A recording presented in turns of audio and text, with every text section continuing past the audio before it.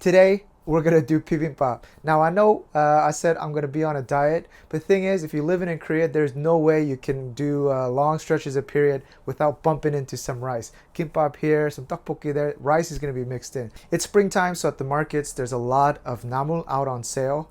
Namul is like wild green veggies, could be the stem or the stalk parts. But today, I'm gonna focus more on the common ones, something that you can find anywhere in the world. And with that, we're gonna make an artisanal bibimbap. Come join me.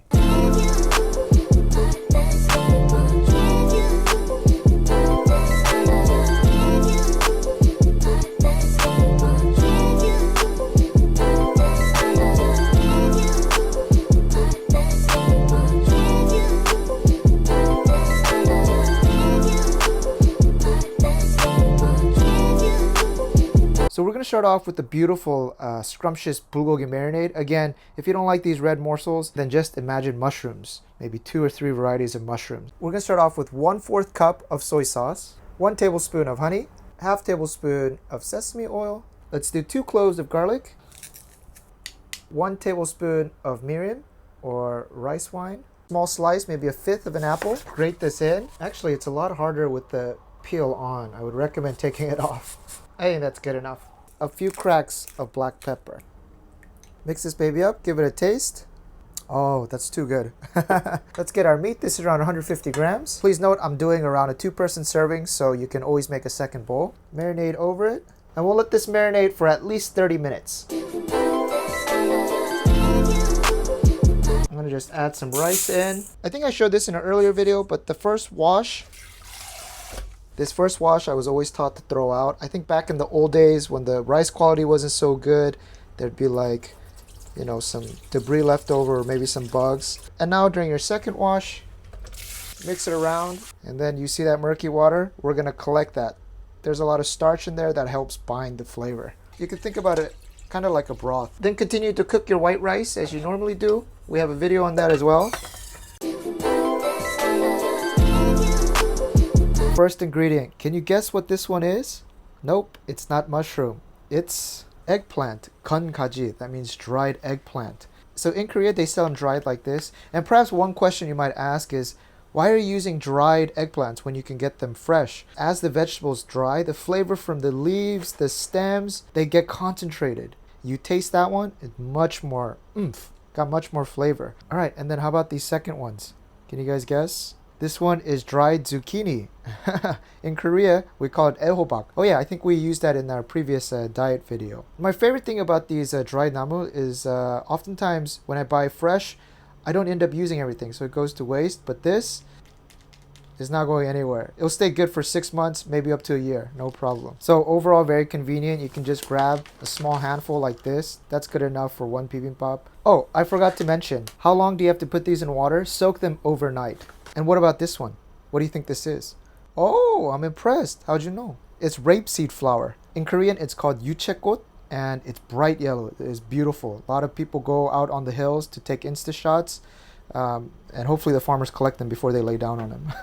But joking aside, these flowers, they're picked quite early. I think in March to April, before they turn yellow. So they're green, but they're full of vitamins. Yes, it looks like this. Something to start a fire with. All right, and if you're artsy-fartsy, get out a little mason jar like this, pack it in, and then whenever you're craving some bibimbap, soak it in some water.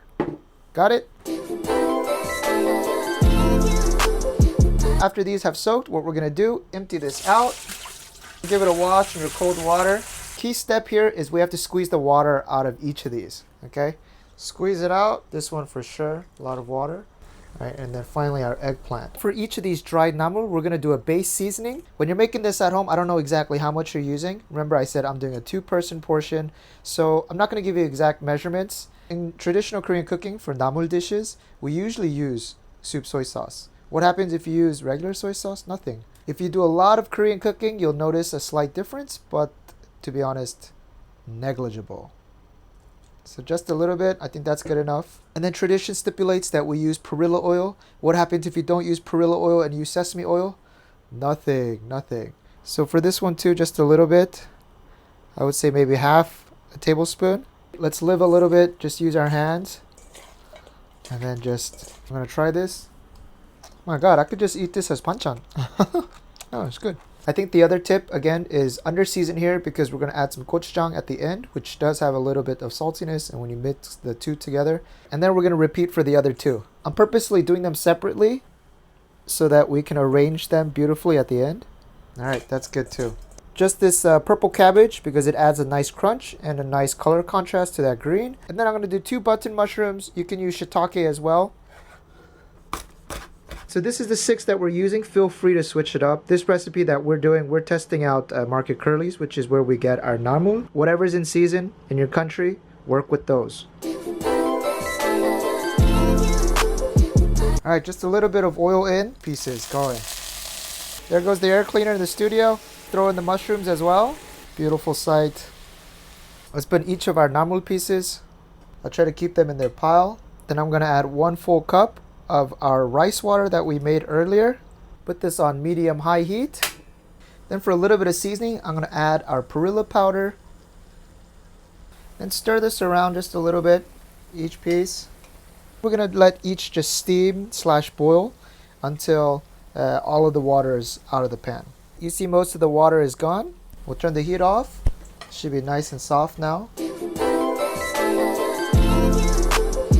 And when it comes down to bibimbap, the most important thing is the sauce. I'm telling you, I think ours is the best. Let's start off with 2 teaspoons of gochujang, then 1 teaspoon of soy sauce, 1 teaspoon of sesame oil, 2 cloves of garlic, that's 1, and then a second one.